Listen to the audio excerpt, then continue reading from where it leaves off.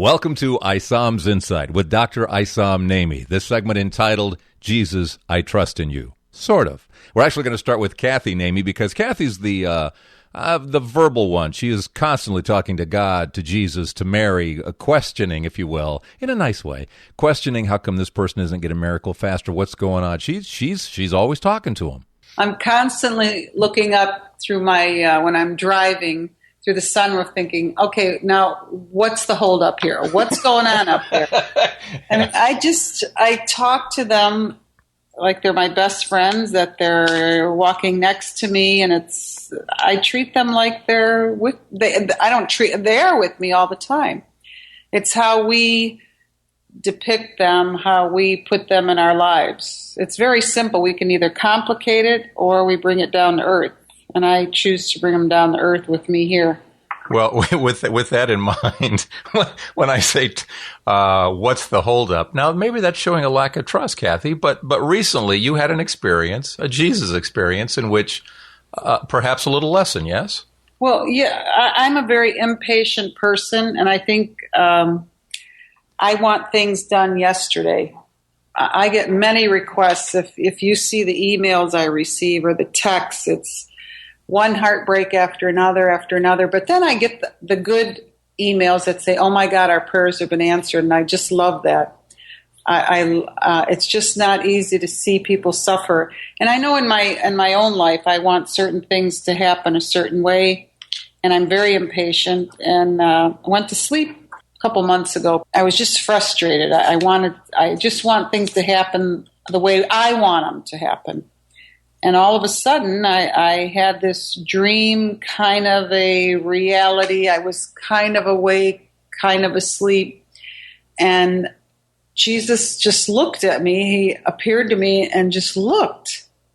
And he had his arms crossed and just shaking his head at me. Smiling, kind of smiling? Yeah, that smirky. That little smirk, like, hey, who the heck do you think you are? And I just looked at him like, oh my God, what did I do now? And he just looked, and it was like this nonverbal communication. And then all of a sudden he just looked and opened his arms and said, you have to trust me. Jesus, I trust in you. Jesus, I trust in you. And I was repeating it. Jesus, I trust in you. Jesus, I trust in you. And I woke up and I'm saying this, Jesus, I trust in you. Jesus, I trust in you. And of course, I'm in a cold sweat. I'm like just wet, head to toe. I'm dripping wet because it was so intense what I experienced. It was incredible. And so now I find myself walking or driving or even just sitting, and I'll say, okay, Jesus, I trust in you. Jesus, I trust in you. It's not easy to have faith. It's not easy to trust, but he's with us always. And lesson after lesson, I learn that it's not about what I want and when I want it. It's I have to trust. Simple. Ever since you told us that story, and it's become my daily mantra as well. It puts you in a very peaceful place when you do it. My question to you is, Kathy, has it worked at all? Sometimes. Not always. I look up the sunroof saying, okay, what the heck? What are you thinking? It's like, oh my God. Yeah, you're a piece of work. But he was smiling. It was just a friendly little poke that we got. It's in hand, Kathy. It was really cool. It was like, oh boy. And when I woke up, I thought, oh my gosh, that was so real that he would take a few minutes to come into my dreams. I felt kind of special for a little bit there. When you watch your husband, Dr. Issam Nemeh, and his level of trust, it's astounding, isn't it? Well, he's not. I don't think he's normal the way he trusts. He does not worry about a thing. Yeah. He does not worry. I look at him and I think, I wish I could do that. Sometimes I reach that level and then I go back to human, Yeah. Well, where do I say he's from? You say he's from, wait a minute. Wait for it. Starts with an R. Remulac. Remula, that's right. From day one, I've told him. I said, "Yeah, you're not from around here, are you?"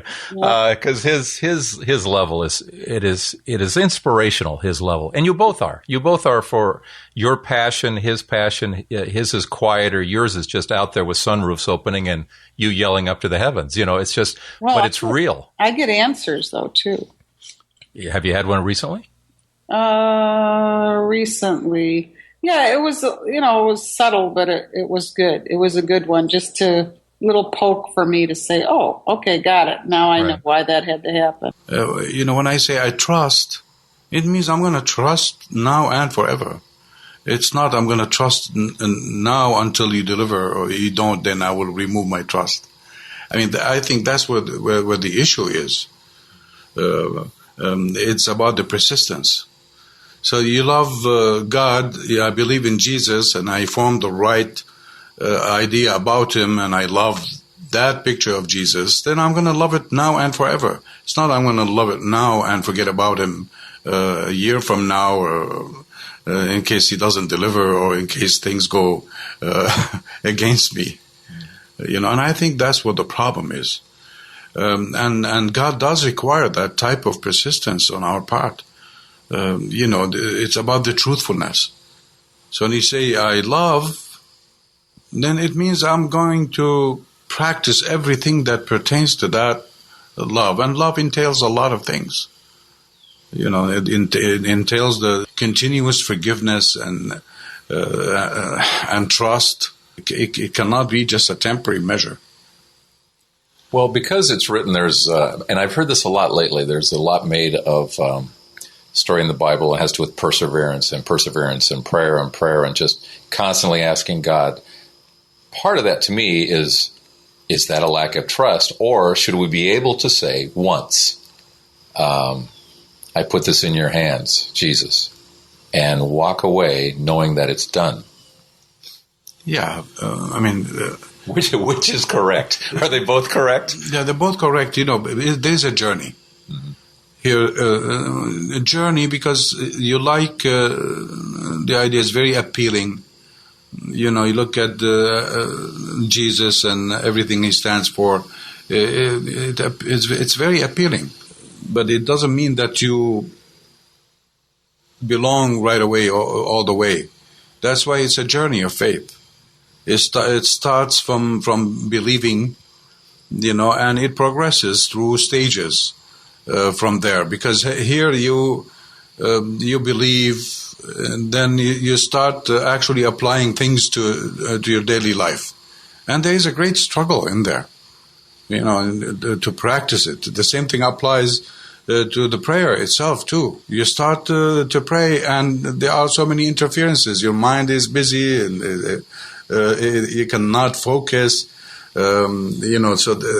Definitely the greatest lesson is that patience. Patience I equated to love, basically. You see? So there's that journey. You have to work on it. You have to form a discipline. You have to look at things in a certain way, and you have to apply it every day, even facing small things in your daily life. Then after that, it becomes such a discipline of mind, and God helps us with that, of course, because here you are seeking, and you keep on seeking, and His grace will play a major role, when it comes to perfecting us, and then it becomes a steady state of mind.